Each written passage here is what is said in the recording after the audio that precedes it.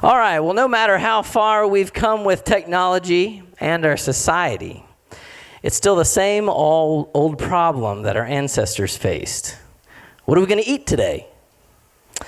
You can buy food, you can grow it yourself, or you can go out into the wild and hunt it. But it's tricky because if we do too much hunting, then we won't have as much to eat in the future. So, how do we balance it all? Well, thankfully, our next guest is an expert on that. Let's take a look at this video.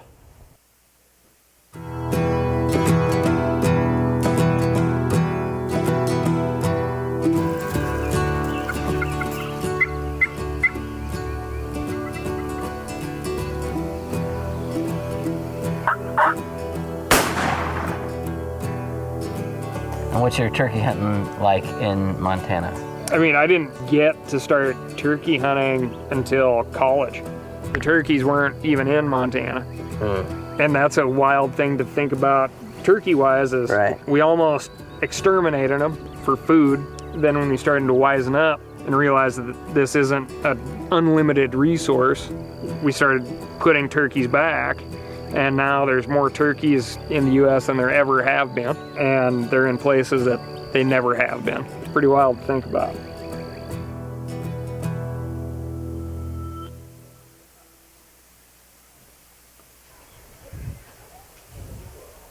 All right, well, you may know him from the show MeatEater, of which he serves as the Director of Conservation. He's passionate about wildlife, nature, and how we can enjoy them while preserving them for future generations to come. Everybody, please welcome Ryan Callaghan.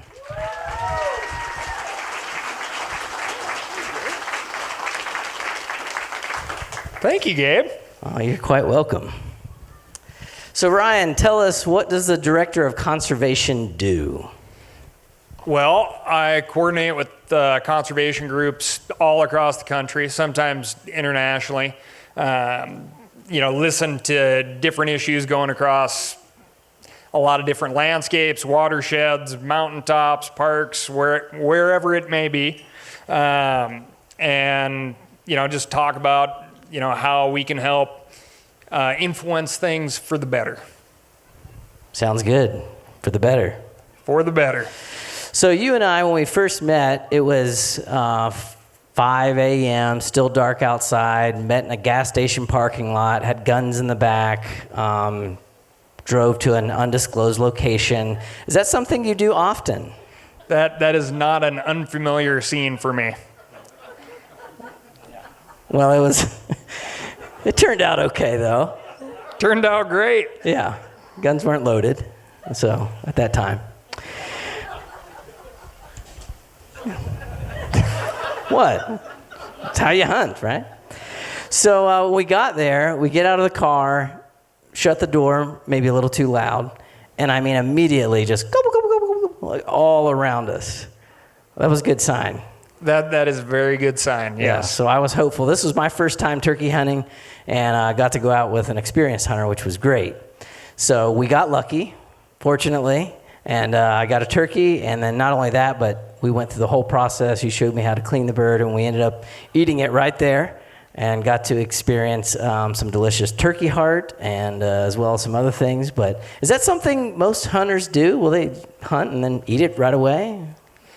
Well, not necessarily right away. Maybe certain parts. Like for me, heart is something that is a great piece of meat to be enjoyed right away. Tenderloins are a great piece of meat to be enjoyed right away. But the vast majority of hunters in the United States they're in it for the meat more than anything else. It's an odd thing media-wise that what you see the most of on a national scale is really like the 1% of the crowd that they're just hunting for sport. It's the picture, not the end result for me goes on for the entire year. It's not just something sitting on the wall. So I've been following you since we've been hunting. I've just been wanting to make sure you're still doing good and hunting and eating strange things, or at least strange to me. What are some of the strangest? Recently, mountain lion's been on the menu, right? Yes. Yep. Yeah. Well, yeah. It's important to know that, I understand that mountain lion is something that sounds very exotic. Growing up here in Montana, that was something that wasn't abnormal. Like uni, right? Sea urchin, very popular dish for folks that are like on the coast. Growing up in Montana, that was like alien food, right? So strange is relative. Strange is relative, yes. Yeah, and when you get to travel and enjoy other cultures, if somebody says, try this, it's good, you don't go, oh no, that's strange. You go, good is good. Let me try some. Let me share in that experience. Yeah. Well, I'm glad I did, because that turkey heart I actually preferred that over the, not the gizzard, the liver, I think it was. The liver? Yeah. That wasn't a big, it was fine, but. Well, we got to try it again. Yeah. That's all that means. So there is a general decline in the amount of hunters these days. Over the past generations, that number just keeps dropping off. Is that a concern of yours? Yeah, absolutely it is. And, it's a interesting thing. Really the ability to hunt your own food is something that was an absolute foundational bedrock part of America. And it's interesting as you look through the history of America, how hunting and the procurement of food really advanced America from coast to coast. And now we're seeing this licensed hunter decline. And yeah, it is concerning to me, but I also feel like, through folks like yourself and a lot of the things that we do at MeatEater, that, we can highlight a lot of things that don't get highlighted elsewhere and shine a lot of the spotlight on the heart of things, what really makes it an amazing part of America. Yeah, so do you feel like there could be a tremendous negative impact as the hunters continue to decline? Yeah, I do, and it's a big question because for me, one of the largest things that I've gotten out of hunting is time in the woods, and it's lots of time outside, and it's the connection that I've developed. It is an absolute core value of mine to make sure that everyone, if they so choose, has the ability to go out and have those exact same experiences because they've been so transformative in my life. And it's made me an absolute passionate advocate for all things outdoors. And it's not just hunting or the ability to hunt. It's clean water, it's clean air, it's keeping snow on the mountain. It's the entire picture, because once you get out there and you really start, you harvest something from the land, that really does become a part of you in ways that can sometimes be very unexpected. Yeah, because I think most, maybe the average American might think of hunting as unnecessary. In today's world of convenience and abundance, like you go to the grocery store to obtain your food. So is there a necessity for hunting? It's a huge question. The short version is yes, absolutely, right? For me, it is an absolute necessity. And I see it in the same way that, a surfer sees surfing as a necessity in their life, a passionate surfer, a passionate bird watcher, or a passionate gardener, or if you're a rancher or a farmer. There's a lot of bigger stories out there that you can talk about the impact that you have long term, but the necessity is that connection, really to this world. And, you may think food comes from the grocery store.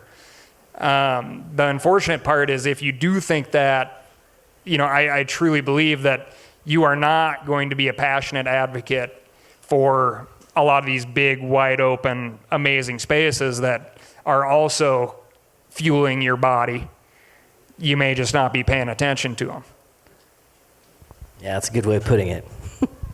So the turkey hunt that you and I went on, which we covered, as you saw in the video, for our You season. were very lucky, by the way, on the turkey hunt. Well, I don't know if skill had anything to do with it, but I mean, actually, part of it was the calling, right? Like the picking the right spot, having the blind set up. I mean, all that was a part of the process. But yeah, I do feel very lucky. Yeah. Oh, I mean, luck is great. I'm not downplaying luck at all. Luck has been a huge part of my life. But yeah, it's experience and it's time in the woods. And we spent a lot of hours just sitting there and listening to the woods come alive and listening to all the other noises, not turkey related or seemingly not turkey related, but they're all telling a story and they're describing what is happening in the woods that morning. Yeah. And the more time you spend out there, the more you can decipher those noises or lack of noises sometimes to figure out what that story is. And it's a pretty amazing thing to be a part of. Yeah. And I did feel pretty lucky that I ended up getting a turkey, but had we not, and really my expectations were low, I did not expect to walk away with, that would have been enough. Just like, as you mentioned, just being able to sit for a minute and experience a particular side of a hill as it awakens and everything that's involved in that. That was amazing. It was a wonderful experience for me. And a huge part of it, too, was as I get accustomed to convenience and abundance and all these other things, I just feel like I get so far removed from where my food actually comes from, what is my food source. And so for me, it was important to go through that whole process. And if we were to get a turkey, to be able to then process it and eat it and all those types of things, so that it just could remind me again a little bit, get grounded once again to say, this is a process, Whether you're growing your own food in a garden, raising animals, hunting those things, the food that appears in a grocery store doesn't magically appear. So it was a great reminder for me and something that I hope to be able to continue and pass on. And so that's what I love to hear. Yeah. I mean, that is the goal, right? It's like, I often say, I don't need people to do what I do, but I really want them to understand why I go out and do what I do. And, there's a lot of folks, just up or down the valley or over the hill over in Bozeman that are paying for a $60 steak, and they see a value in that. But it's a lot different value than a steak that took you 60 hours or 60 days to procure. So how have you seen individuals become empowered through this process of hunting or learning to hunt?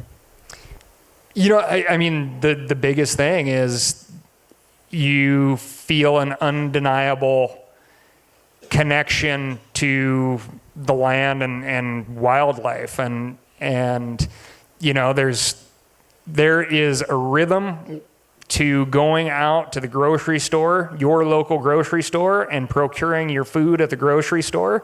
And if you really let yourself relax and you blindfolded yourself, you could do it blindfolded, because there's all these systems in place. And when you go out, you're in the world of unknowns. And you may, after many, many years, have a pretty good system, but it's a world of variables that you cannot control. And when you allow yourself to go out into those variables and really have no control, it's a much, much different experience, and it's incredibly rewarding. And it's a bizarre thing to catch your mouth watering when you look at an animal, but eventually it does happen, right? It's in there. You just got to get in a spot where you can feel it. I'm going to work on that. That sounds pretty great. I mean, I think I like that. So, have you ever been hunted? I mean, have you ever been out there and had some close calls, you know? Well, yeah. I mean, there's close calls, sure. I mean, the more time you spend out there, you know, this grizzly country, and grew up in grizzly country, and have come crossways with some protected mothers out there. It's still wild America. Actually, we almost ran into something you said was one of the most scary situations that you had been in. Like, you would choose the grizzly, and so after we had, I got a turkey and we were walking back, a large skunk was like heading right toward us, and you're like, and you literally froze. I'm like, what? And you're like, yeah, I'm getting out of here. Like, I'd rather have a grizzly right now than this, because it wasn't going to stop either. It just was coming straight toward us. So. Yeah, I think I can read the body language of a grizzly a little bit better than the skunk. It's the stripes, I think. Yeah. Yes, it is. Again, a lot of variables out there, you know. Wild America. Absolutely. Yeah. Still is. So what else you got going on? You've been doing some fishing lately, and Yep, been spending a lot of time on the water. Just moved back to the state to work full time with MeatEater, and as a consequence, I left my giant remodel project behind and started fishing again. So I'm fishing a lot more, and it's been a great, super healthy spring in Montana. We're getting lots of rain, and you know, growing up, just for the record, green in July, especially 10 days into July, just wasn't a thing. So this is pretty special. I hope everybody's enjoying it. that'll get an applause. Must have some farmers out there. I guess so. Well, thanks, Ryan. Thanks for being here. Well, thank you very much. Yeah, appreciate it. Ryan Callaghan, everybody.